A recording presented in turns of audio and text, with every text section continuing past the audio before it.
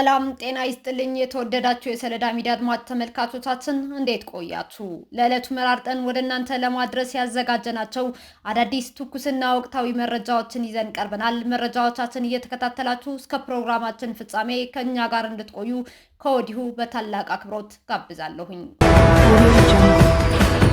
በአክሱም ከተማ ዙሪያ ልጆቻችሁን ለውትድርና አላስረከባችሁም በሚል ከ100 በላይ አርሶ አደሮች በጽንፈኛው ህወሓት መታሰራቸው ተገለጸ። በአክሱም ከተማ ዙሪያ በሚገኙ የተለያዩ አካባቢዎች ልጆቻችሁን ለትግል ወይም ለውትድርና አላበረከታችሁም በሚል ምክንያት ከ100 በላይ የአካባቢው ነዋሪዎችና አርሶ አደሮች በጽንፈኛው ህወሓት ታስረው እንደሚገኙ ተገልጿል። እነዚህ ነዋሪዎች በቁጥጥር ስር ከዋሉ ከአንድ ወር በላይ እንደሆናቸው የዜና ምንጮችን ዋቢ በማድረግ የወጣ መረጃ ያመላክታል። ታሳሪዎቹ አርሶ አደሮች በዋናነት ከተለያዩ የገጠር ቀበሌዎች የተውጣጡ ሲሆን ከነዚህም መካከል ደብረቃል፣ መደገ፣ ማይወይን የተባሉ ቀበሌዎች ይገኙበታል። እነዚህ ነዋሪዎችና አርሶ አደሮች በአሁኑ ወቅት በአስቸኳይ ሊያከናውኑት የሚገባቸው ወቅታዊ የእርሻ ስራዎችን ለማቋረጥ የተገደዱ ሲሆን በላላይ ማይጨው ወረዳ በሚገኝ አንድ የእንስሳት ሕክምና ክሊኒክ ውስጥ ታጉረው እንደሚገኙም ለማወቅ ተችሏል። ተጎጂዎቹ አርሶ አደሮች ልጆቻችን ለሞት አሳልፈን ከመስጠት ይልቅ እኛ እንታሰራለን በማለት ልጆቻችሁን አምጡ የሚለውን የጽንፈኛው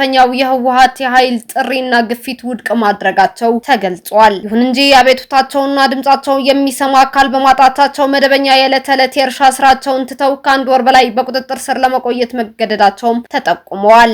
ይህ የተፈጠረው የእስር እርምጃ በታሳሪዎቹ ነዋሪዎችና ጥገኞቻቸው በሆኑት ቤተሰቦቻቸው ላይ ከፍተኛ ማህበራዊና ኢኮኖሚያዊ ቀውስ እየፈጠረ እንደሚገኝም ከስፍራው የሚወጡ መረጃዎች አረጋግጠዋል። ይህ በእንዲህ እንዳለ በትግራይ ክልል አዲጉደም ዙሪያ በሚገኙ አካባቢዎች የሚኖሩ በርካታ ወጣቶች በክልሉ እየተካሄደ ካለው የግዳጅ ውትድርና አፈሳ ለማምለጥ ሲሉ አካባቢያቸውን ጥለው ወደ ተለያዩ በረሃማ ስፍራዎች እየተሰደዱ ለመሆኑ ታውቋል።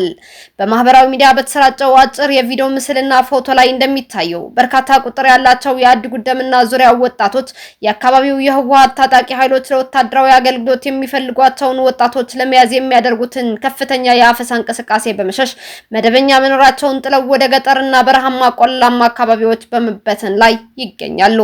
ይህ በጽንፈኛው ህወሓት እየተካሄደ ያለው የግዳጅ ሰዎችን የመመልመል ተግባር በወጣቶቹ የመንቀሳቀስ ነጻነትና የዕለት ተዕለት ህይወት ላይ ከፍተኛ ስጋት የደቀነ ሲሆን በርካታ ወጣቶችም የያዙትን ስራና ትምህርት አቋርጠው ራሳቸውን ለመደበቅ ወደ አስቸጋሪ የበረሃ ህይወት እንዲገቡ እያስገደዳቸው መሆኑ ተመላክቷል። በመቀሌ ሀገረ ስብከት የሙስናና የአስተዳደር ክፍተቶችን ያጋለጡት አለቃ ከላሊ ህሉፍ በህወሓት መታሰራቸው ተገለጸ።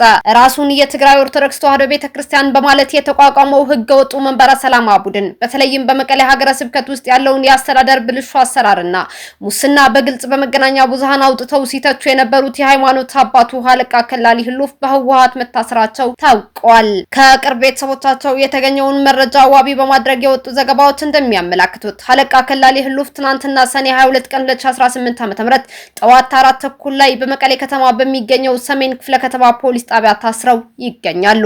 የእስር እርምጃው የተከናወነው በህገ ወጡ መንበረ ሰላማ ውስጥ በመቀሌ ሀገረ ስብከት ትዕዛዝ መሆኑም ታውቋል። ለዚህም እንደ ዋና ምክንያት የተቀመጠው አለቃ ከላሊ ህሉፍ ራሱን የትግራይ ተዋሕዶ ቤተክርስቲያን በሚል የተቋቋመው ህገ ወጡ የመንበረ ሰላማ ቡድንንና በተለይም በመቀሌ ሀገረ ስብከት ውስጥ የሚታዩትን የአስተዳደር ችግሮች፣ ክፍተቶችና የሙስና ተግባራትን በድፍረት በየሚዲያው አደባባይ ማውጣታቸውና ማጋለጣቸው እንደሆነ ታውቋል። የመንበረ ሰላማ ቡድን የህወሓትን ታጣቂ አካላት በመጠቀም ሀሳባቸውን በነጻነት የገለጹትን የሃይማኖት አባቱ ማሳሰራቸው ከፍተኛ ትችት እያስነሳም ይገኛል። አለቃ ከላሊ ህሉፍ በቡድን ከታፈኑ በኋላ እስካሁን ድረስ ፍርድ ቤት እንዳልቀረቡና የፖሊስ ምርመራ እንዳልተጀመረላቸው ከቀረቡት መረጃዎች ለመረዳትም ተችሏል። የላሊበላ ውቅር አብያተ ክርስቲያናት በዓለም ቁንጮ ተጓዦች ከተመረጡ 5 ምርጥ የዩኔስኮ ቅርሶች መካከል ተካተተ።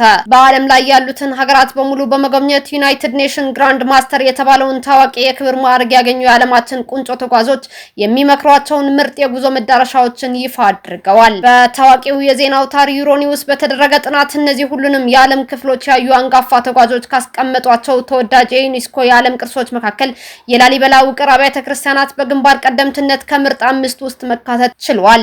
ይህ በዓለም አቀፍ ደረጃ የተሰጠ ምስክርነት ኢትዮጵያ አስደናቂ ታሪክና አስገራሚ ጥንታዊ ስልጣኔ ባለቤት መሆኗን በድጋሚ ያረጋገጠም ሆኗል። ተጓዦቹ እንደ አንኮር ዋትና ታላቁ የቻይና ግንብ ካሉ ታዋቂ ቅርሶች ጎን ለጎን የላሊበላን ድንቅ የጥበብ ጥልቅነትና መንፈሳዊ ግርማ ምስክርነታቸውን የሰጡ ሲሆን ይህም ለዓለም አቀፍ ጎብኚዎች ሊታይ የሚገባው ቀዳሚ የጉዞ እንቁ መሆኑን ያሳያል። መንግስት ይህንን ዓለም አቀፍ እውቅና ይበልጥ ለማጎልበት የላሊበላን ውቅር አብያተ ክርስቲያናት ከማንኛውም አይነት የተፈጥሮና ሰው ሰራሽ አደጋዎች ለመጠበቅ ለመንከባከብ እንዲሁም ከዘላቂ ቅርስ ልማትና ጥበቃ መርሆች ጋር በተጣጣመ መልኩ ለትውልድ ለማስተላለፍ ትልቅ ትኩረት ሰጥቶ እየሰራ ይገኛል። ከዚህም ጋር ተያይዞ የቅርስ ጥበቃ ስራዎችን ከዘመናዊ የቱሪዝም መሰረተ ልማት ዝርጋታ ጋር በማቀናጀት አካባቢው ለጎብኚዎች ምቹና ደህንነቱ የተጠበቀ እንዲሆን በማድረግ የቱሪዝም ዘርፉ ለሀገር ኢኮኖሚና ለአካባቢው ማህበረሰብ የሚያበረክተውን ሁለንተናዊ ጥቅም ለማሳደግ መንግስት በትጋት እየተንቀሳቀሰ መሆኑ የኢፌድሪ ቱሪዝም ሚኒስቴር መረጃ አመላክቷል። ሩዋንዳና ኬንያ በነዳጅ አቅርቦት ላይ ታሪካዊ የተባለ የመንግስት ድጋፍ ያገኘ ስምምነት ተፈራረሙ። የሁለቱን የምስራቅ አፍሪካ ሀገራት የንግድና የኢኮኖሚ ትስስር ይበልጥ ያጠናክራል የተባለ አዲስ የነዳጅ አቅርቦት ስምምነት በሩዋንዳና በኬንያ መንግስታት መካከል ተፈርሟል። ይህ የመንግስት ቀጥተኛ ድጋፍ የተቸረው የሁለትዮሽ ስምምነት ሩዋንዳ ከውጭ ሀገር የምታስገባው የነዳጅ ምርት በከፍተኛ መጠን በኬንያዋ የኪሊንዲኒ ወይም ሞምባሳ ወደብ በኩል እንዲያልፍ የሚያደርግ ነው። ስምምነቱ በምስራቅ አፍሪካ የሰሜን ኮሪደር የንግድ መስመር ላይ ያለውን የሸቀጦች ፍሰት የሚያቀላጥፍ ሲሆን በኬንያና በሩዋንዳ መካከል ያለውን የዕቃና አገልግሎት ልውውጥም ያፋጥናል ተብሏል። ሩዋንዳ አስተማማኝና የመንግስት ዋስትና ያለው የነዳጅ አቅርቦት መስመር እንድታገኝ የሚያስችላት ሲሆን ይህም በዓለም አቀፍ የነዳጅ ገበያ መዋዠቅና በአቅርቦት መቆራረጥ ምክንያት ሊፈጠር የሚችለውን ስጋት ይቀንሳልም ተብሎለታል። ሁለቱ ሀገራት በስትራቴጂካዊ የነዳጅ መሰረተ ልማት አጠቃቀም ላይ በጋራ ለመስራት መወሰናቸው በናይሮቢና በኪጋሊ መካከል ያለው የዲፕሎማሲና የኢኮኖሚ አጋርነት ወደ ላቀ ደረጃ ያሸጋግረዋል ተብሎም ይጠበቃል። እስካሁን ድረስ ሩዋንዳ አብዛኛውን የነዳጅ ፍላጎቷን በታንዛኒያዋ ዳሬ ሰላም ወደብ በኩል በረጅም ርቀት የየብስ ትራንስፖርት ስታስገባ የቆየች ቢሆንም ይህ አዲሱ የሞምባሳ ስምምነት የአቅርቦት አማራጮቿን እንደሚያሰፋላትና ለቀጠናው የነዳጅ ገበያ አማራጭ የውድድር መንፈስ እንደሚፈጥር የዘርፉ ተንታኞች ገልጸዋል። ካፒቴን ኢብራሂም ትራኦሬ በቡርኪና ፋሶ የሚያካሂዱት የሪፎርም አጀንዳ ለአፍሪካ ሉዓላዊነት አዲስ መነቃቃት መፍጠሩ ተገለጸ። የቡርኪና ፋሶ መሪ ካፒቴን ኢብራሂም ትራኦሬ በሀገሪቱ ውስጥ እያከናወኑት ባለው የለውጥና የሪፎርም አጀንዳ አማካኝነት ስለ አፍሪካ የወደፊት እጣ ፈንታ በሚደረጉ አህጉራዊ ውይይቶች ላይ ከፍተኛ ተጽዕኖ መፍጠራቸውን ቀጥለውበታል። የካፒቴን ትራኦሬ አስተዳደር በግጭት ሳቢያ የተጎዱ አካባቢዎችና ማህበረሰቦችን ለመጠበቅ እንዲሁም በሀገሪቱ ዘላቂ መረጋጋትን ለመመለስ የሚደረገው ጥረት የመንግስታቸው ቀዳሚና ማዕከላዊ ቅድሚያ የሚሰጠው ተግባር ሆኖ ቀጥሏል። የትራኦሬ አስተዳደር በመንገዶች፣ በህዝባዊ አገልግሎት ሰጪ ተቋማትና ልዩ ልዩ መሰረተ ልማቶች ላይ የሚያደርገውን የገንዘብና የሀብት ኢንቨስትመንት በከፍተኛ ሁኔታም አፋጥኗል። የሀገር ውስጥ የማምረት አቅምን ለማነቃቃትና የረጅም ጊዜ ኢኮኖሚ እድገትን በራስ አቅም ለመደገፍ የሚያስችሉ ስትራቴጂካዊ ፕሮጀክት ተቀርጸው ወደ ስራ መግባታቸውም ለማወቅ ተችሏል። የካፒቴን ኢብራሂም ትራኦሬ አመራር በሳህል ቀጠና ብቻ ሳይሆን በመላው አፍሪካ አህጉር ስለ አፍሪካ ሉዓላዊነት ጽናትና የራስን እድል በራስ የመወሰን ዘላቂ ሽግግር በሚደረጉ ሰፊ የፖለቲካና የኢኮኖሚ ውይይቶች ውስጥ እንደ ዋነኛ ማሳያና ራያ ተደርጎ እየተወሰደም ይገኛል። የቀድሞው የአሜሪካ ፕሬዝዳንት ባይደን ትራምፕን ከንቱ ሲሉ ዘለፉ። ቅዳሜ ዕለት በተካሄደ የገቢ ማሰባሰቢያ ላይ ንግግር ያደረጉት የቀድሞው የአሜሪካ ፕሬዝዳንት ጆ ባይደን ተተኪያቸው ዶናልድ ትራምፕ የሚያስገነቧቸውን የታይታ ፕሮጀክቶች በማንሳት ከንቱ ሲሉ ዘልፈዋል።